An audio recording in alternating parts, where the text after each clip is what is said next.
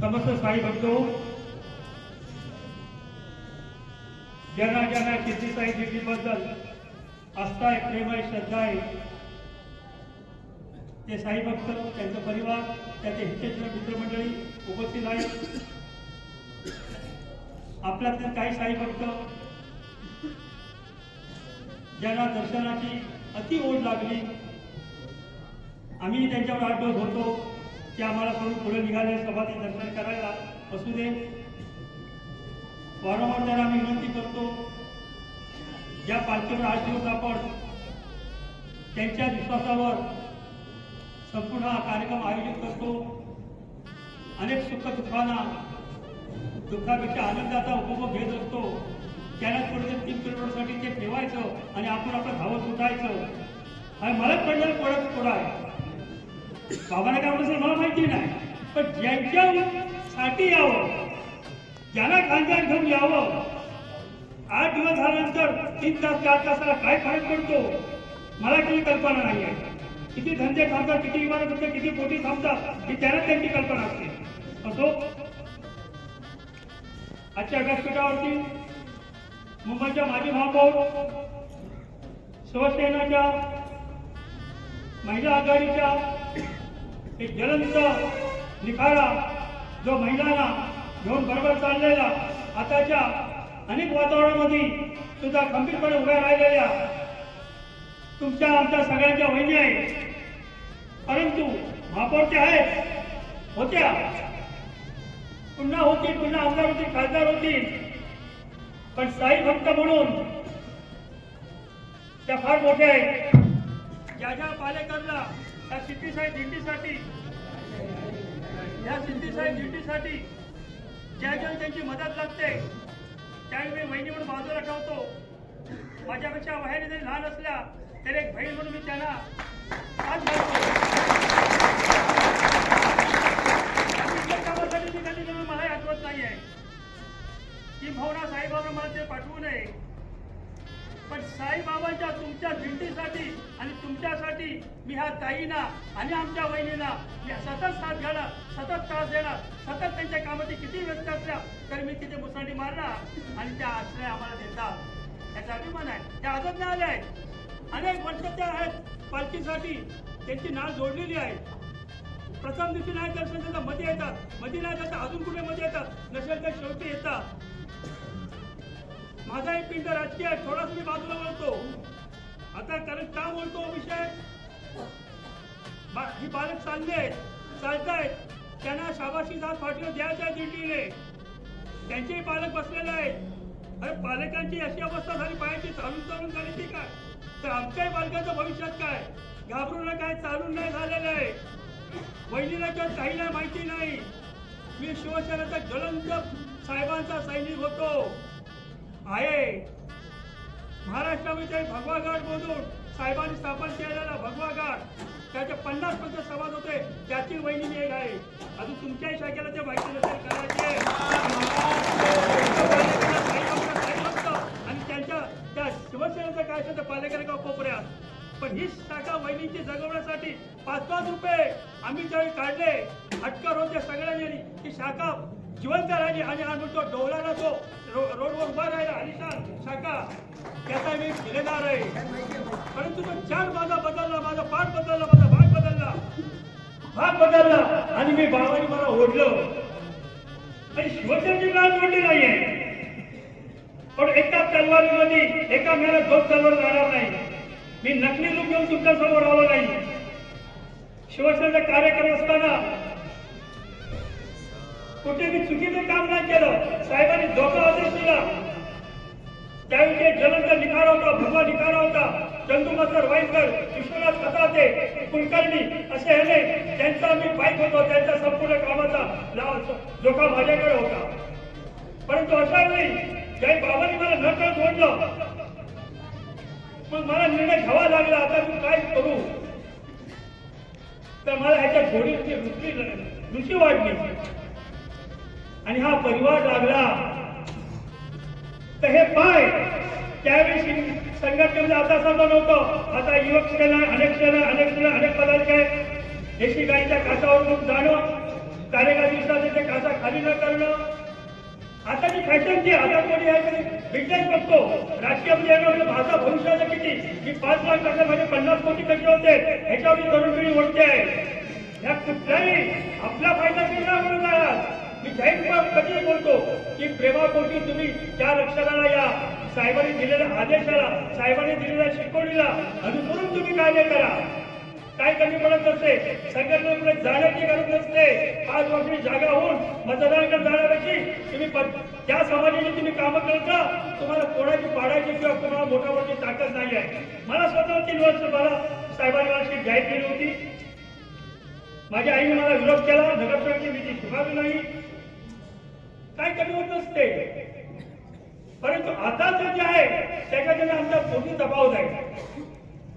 हे कार्यकर्ते मोठे दबाव आहे. हे पाय गेले त्यावेळीचा आम्ही खाल्लेला मार अनेक कारणांनी.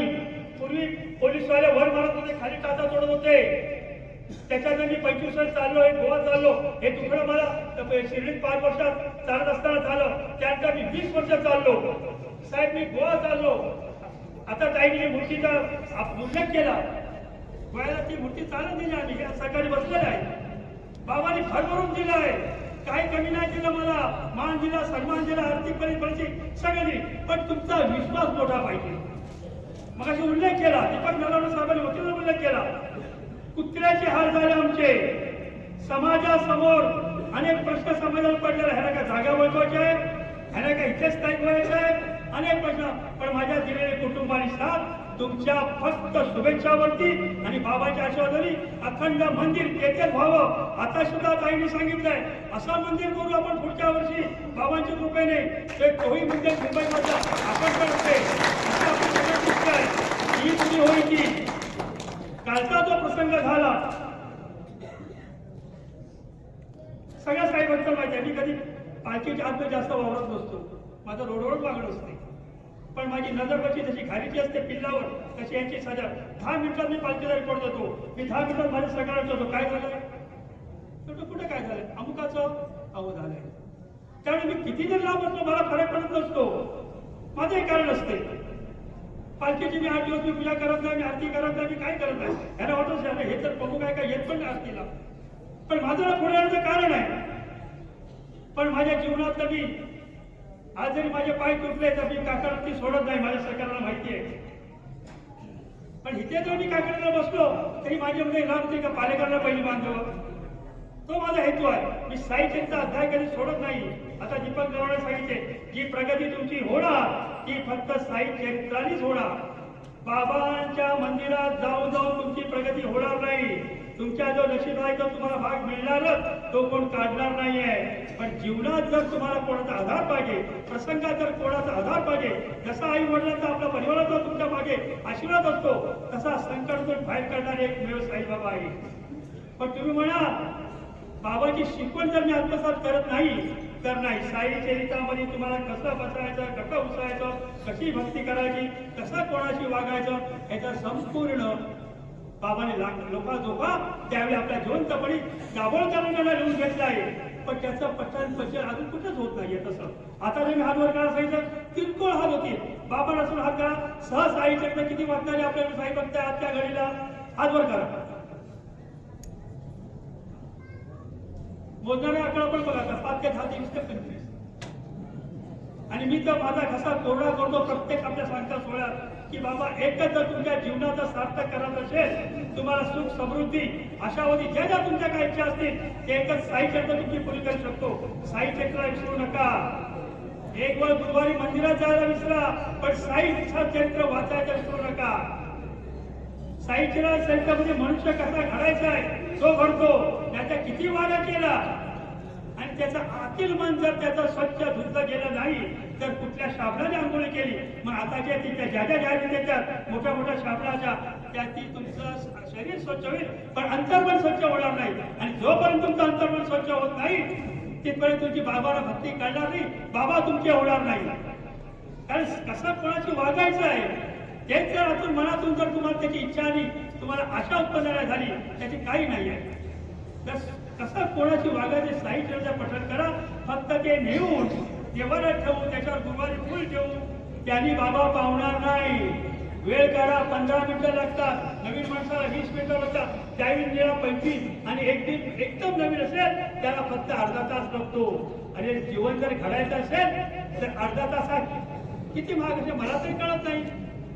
मी साई चरित्र एक दिवस पारायण जवळजवळ 45 वर्ष केलं, 45 वेळा एका दिवस पारायण. आणि नित्य आजही एक अध्याय मी न चुकता वाचतो, फक्त 8 दिवस सोडले तर साई चरित्र का तुम्हाला मुद्दाम सांगतो, आजही सांगतो, साई चरित्राची का सोडू नका. साई चरित्र का सोडू नका, साई चरित्र तुमची प्रगती होईल. विषय भरपूर आहे, वेळ कमी आहे, पाहुण्या मंडळी पण जायचे आहे. कालचा जो प्रसंग घडला, पाहुणे मंडळी बोलले, आपल्या वहिनी म्हणाल्या मांजरेकर साहेबांनी कथन केलं. मला ज्यावेळेस कळलं, मी नेहमी लांब असतो, मला कोणीतरी फोन केला, संतोषला फोन आला. संतोष म्हणाला पाहुणजी येत आहे, म्हणजे ह्यांची चिरंजी. मी त्याला भेटण्यासाठी पुढे आलो आणि मग तिथेच थांबलो. त्यावेळी मांजरेकर बाहेर आले, म्हणाला असं असं झालंय. गणित स्थिर झालो. त्यांना बोललो बघा बघा इथे पोलीस स्टेशनला जाऊ, पहिले आपण ती प्रोसेस पुरी करू. पोलीस स्टेशनला गेलो तर आमचे जे आता सावंत साहेब जे आपले खजिनदार असतात, काही कारणास्तव ते काल मुंबईला गेले, आज पुन्हा आले. आपले सूर्यप्पा खजिनदार आहे, त्याने आपला ताबा घेतला होता, काम केलं होतं आणि त्यांना तो मोठा झटका लागला की माझ्याकडून रक्कम गेली, मी काय करू.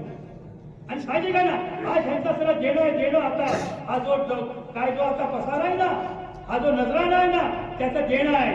आणि 40 वर्षामध्ये कुठेही कोणाचा रुपया का 4 आणे त्या सिद्धी दिंडीचे राहिले म्हणून कोणी सांगणार नाही आहे. आजचं काय मी सुरेला बोललो, सुरवे तुमचा माझा विश्वास आहे ना, काही काळजी करू नका, उद्या देणं सगळं इथे दिलं जाईल. खोटं काय खरं आहे सुरे साहेब, देणं इथे दिलं जाईल. देणं तर उद्या नाही, परवा नाही, ह्या दिंडीच्या सांगता 16 त्यांचं देणं दिलं जाईल. कारण माझा विश्वास त्या माऊलीवरती आहे.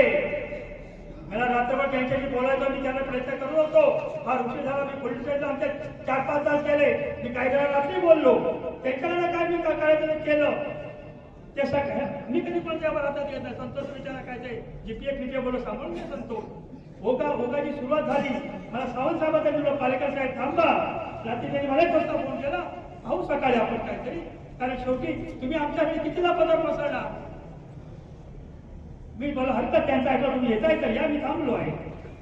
आता विचार करा ना, प्रशांत साहेबांचा आमचा कॉन्टॅक्ट ना, आमची ओळख ना, आम्ही पालेकर्त्याला काळा काय गोरा हे त्यांना माहिती नाही. महेश माणिक साहेब, मोहन कासार साहेब आणि त्यांच्या सहकार्याने आपल्या दिंडीमध्ये त्यांना सांगितलं, त्यांना त्याची ओढ लागली, त्या झाले.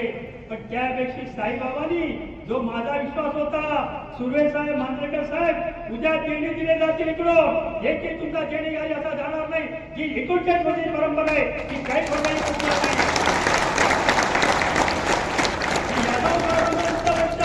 साईबाबांनी माझी हार घातली, यादव साहेब, आणि त्यांच्या रूपाने तुम्हाला पाठवलं आहे.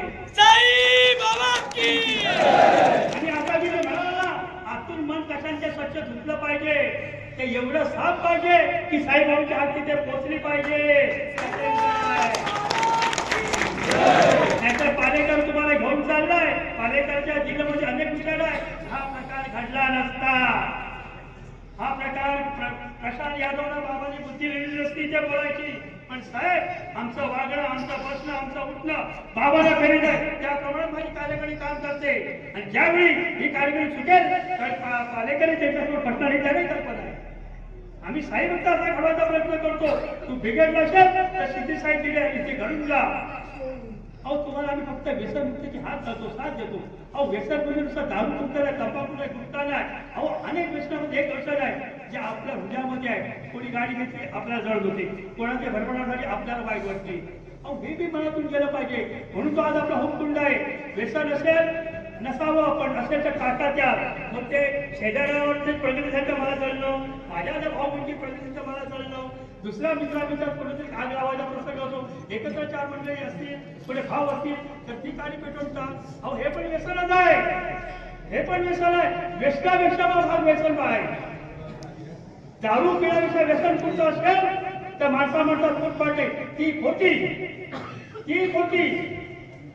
माझे हलके कान नसतील तर तो मी मग त्याच्यावर मी विजय मिळवतो असा जरी आपल्याला पण असेल तर हा होतखंड आता प्रोजेक्ट झाली काय ते ठेवतील नक्की आपण टाका आणि आपल्या जीवनातील जे कुठलं व्यसन असेल त्याचा आपण नायनाट करू आणि शेती दिंडी ही महाराष्ट्रातील ही भवना महाराष्ट्राच्या बाहेर आपल्या शाखा आहेत तिथे ही अग्रेसर दिंडी स्वाभिमानाने बाबांचा ध्वज आपण फटकत ठेवू तो म्हणजे शेती साहित्य दिंडीचं नाम जरी कोणी घेतलं तरी त्याने आधारी पाहिलं पाहिजे आज वाऱ्या चालताय तेही साईबाबांचे भक्त आहेत आता प्रोफेसर कौशलकरांनी त्याचा उल्लेख केला 19 वर्षाचे आपले सभासद आहेत त्यांना कधी योग आला नाही यावर्षी त्यांना योग आला त्यांना ती घेण्यासाठी ते बोलले मला 8 दिवस वेळ लागला 3 दिवस पण 3 दिवस तर 3 दिवस या साहेब 3 दिवस या कारण मी आग्रह का करतो ह्यावेळी गोव्यातील एक साई भक्त मंडळ शिर्डी नंतर शेवगाव गजानन महाराजांचं दर्शन आणि राव अयोध्येला चाललेले आहेत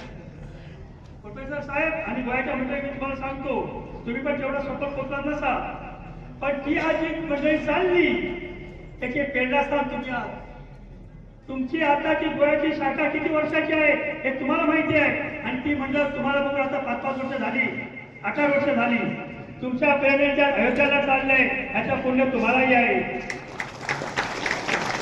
गोव्याच्या शाखा तुम्ही केल्या तुमच्याशी त्यांनी चर्चा केली प्रथम तुमच्याशी मग आम्ही शिर्डीला कसा चालत जाऊ काय काय त्यामध्ये प्रसंग येतात काय काय कठीणाई येतात ह्याचा तुम्ही त्याला मार्गदर्शन केलं आणि आज त्यांना प्रभू रामचंद्रांनी बोलवलं ते अयोध्येपर्यंत गेले त्याला त्यांचं भाग्य आहे त्याचा बेनिफिट मिळला की भाऊने त्याला आशीर्वाद मिळला पण त्याचे शिल्पकार तुम्ही आहात हे विसरून चालणार नाही त्याची किती साहित्याची शिल्पकार आहे आपल्याकडे नकळत कार्य होतात पण ते कार्य तुम्ही असा समुद्र ठेवता की त्याचे प्रेरणासारखे होत आहे म्हणूनच आपण प्रत्येकाने असं वागा की मी शेती साई दिंडीचा सभासद आहे तुमचा व्यवसाय समजा तुमचा राजकीय काम करा जो बिझनेस सांभाळा पण 1 तास बाबा द्या साई चरित्र वाचा आणि एक मनुष्य म्हणून प्रामाणिक स्वच्छ मनाने चांगलं करा ज्या वहिनी पण अनेक फलित काम करतायत राजकीय क्षेत्राच्या अनेक उंचावरती आहेत पण साई चरित्र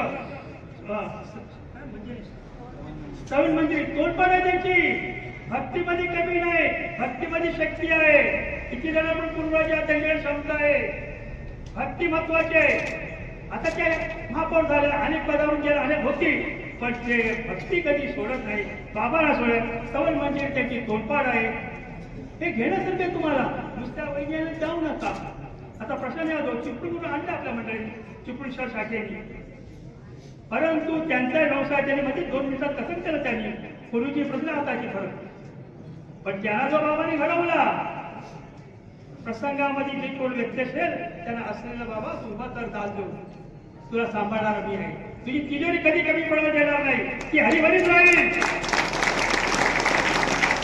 बाबाने त्याला दिलेला आहे आज काय 4 लाख रक्कम काय घाणसान नाही हो का खेळ नाही ती कुठल्या जवळच्या माणसाला देणं फक्त नातं काय साई बाबा शेती साई दिंडी आपली माणसं कसं अजून माहिती नाही फक्त जिजुजीने ओळख करून दिलाय मोठ तासावेळी माहिती आमच्या पण ते जे घडले आहे बाबांच्या भक्तीने घडले त्यांची प्रगती झाली त्यांची उन्नती त्याला मान सन्मान जे करायले ते बाबांच्या भक्तीने मिळालंय आणि त्याचं त्यांनी परत काम करायचं ह्या मुंबापूर्वीचा एक प्रामाणिक शेती साई दिंडीला त्यांचा आभार लागलेला आहे साहेब मी तुमच्या मनापासून अत्यंत उभीला तुम्ही जरी ह्या दिंडीला पैसे दिले तर जीवनात मी तुमचा मनोमन आभारी राहील कारण कठीण प्रसंगी तुम्ही घेऊन आलेला आहे माझ्या तुमचे कर्ज राहिले पाहिजे मी म्हातारा तुमच्या मी 4 लाखाची आठवण ठेवीन 4 लाखाचे तुमचे 40 फोटो हो एवढं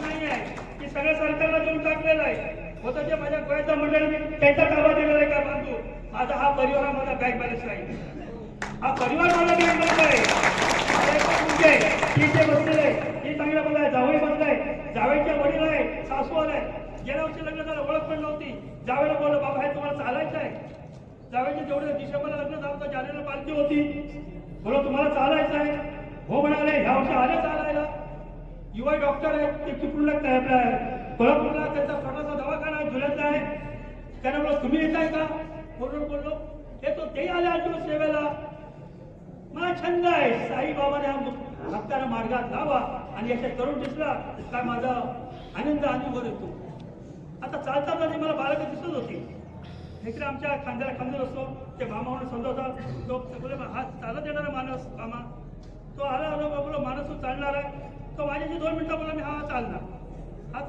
त्या मला आता दुसरे कदम दिसले आणि आमच्या मेसरीचा मुलगा कितीतरी मुलगे चालत होते त्यावेळी पण माझ्या डोक्यात कल्पना आली आता ह्याला काय बाबा द्यावं हा रस्त्याचा प्रसार आहे ना माझी पाण्याची हार मी तुम्ही मला धरल्याशिवाय मी चालू शकत नाही 4 पावलं पण तिथेच माझ्या डोक्यामध्ये बाबा मला असं सुचवता होती तिथे हा मी बाबांचा आभार आहे आणि ती योजना मी तुमच्यासाठी त्यासाठी तिथेच मी त्याग केला की म्हणून मी कार्यकर्त्याकडे मी संपर्क साधला नाही तिथे मी प्रेसला पाठवलं मी छापून आणि माझी ती छोकरी जावई जे आले सगळे त्यांच्याकडे मागवून मुद्दा बघा त्याचे सांगतो मोठं काही नसतं करे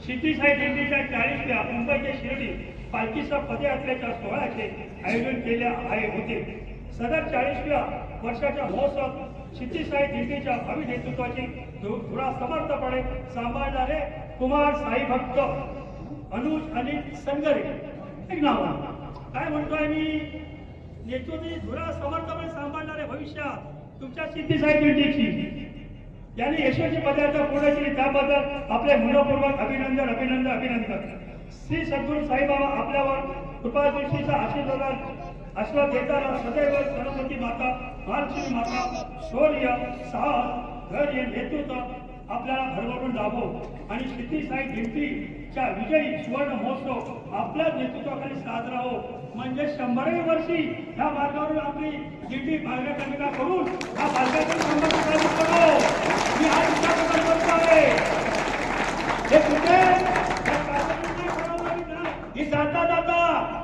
हे जाता त्यांच्याकडे पाहिलं जाता तयार केला मुंबईला पाठवलं छापून आणलं एवढे मी तुम्हाला का सांगतो मी का साहेब वेळ घेतोय 2 मिनिटं काय वर्षातून एकदा भेटतो हे तुमच्या माहिती सांगतोय तुम्ही बाबांना सोडू नका बाबांच्या विचाराला सोडू नका बाबांना तुम्हाला एवढी शक्ती देतात आता बालकाला काय देणार आपण गुच्छ देऊ शाल देऊ पण हे जे सन्मान चिन्ह आहे ते उद्या भविष्यात त्याला बोट दाखवणार बाबांनी तू सन्मान चिन्ह घेतलं आता कुठेतरी MBA झाला MD झाला इंजिनियर झाला पण वारी विसरतोय हे त्यांना दीपस्तंभाप्रमाणे मार्गदर्शन करेल आता थोड्या ह्याचे वितरण होईल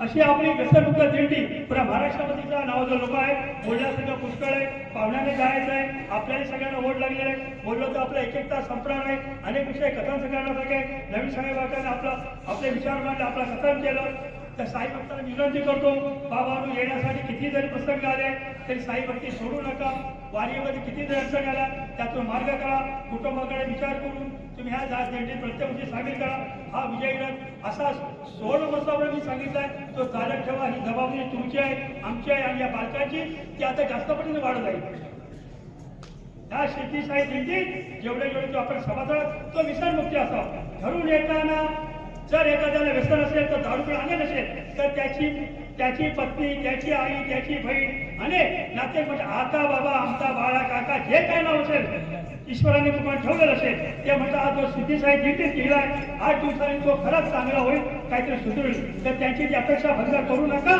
त्यांच्या अपेक्षा आपण सगळे पात्र व्हा त्याच्यामध्ये काही नाही निर्व्यसनी जीवनामध्ये जी मजा आहे ती सगळं करता येते आणि बाबांची भक्तीला बाबांनी तुम्हाला विचार दिलेला आहे बाबांनी तुम्हाला सांगितलेलं आहे अन्न वस्त्र निवारा जीवनाला काय लागते हो अन्न वस्त्र निवारा अन्न वस्त्राची निवारा बाबांनी स्वीकारलेली आहे आणि कशाची काळजी पाहिजे तुम्हाला फक्त तुम्हाला मेहनत करायची ते म्हणून अन्न वस्त्र निवारा मी वस्तू टेबलावर नाही तुम्ही प्रामाणिक प्रयत्न करा अन्न वस्त्र निवाराची बाबांनी जबाबदारी घेतलेली आहे ते बाबा देतील पण प्रामाणिकपणे ह्या दिंडीच्या दिलेल्या तुम्हाला काय असते ह्या कार्यकारी सांगते त्याची अंमलबजावणी करा तुमचं कुठे वाईट होणार नाही याची मी गॅरंटी देतो त्याचं तुम्ही वाचा मी तुम्हाला त्याची प्रामाणिकपणे गावी देतो की तुमचं काय ह्यातून वाईट होणार नाही एवढं मी थांबतोय पुढील कार्यक्रमासाठी मी माझ्याकडे संपूर्ण करतोय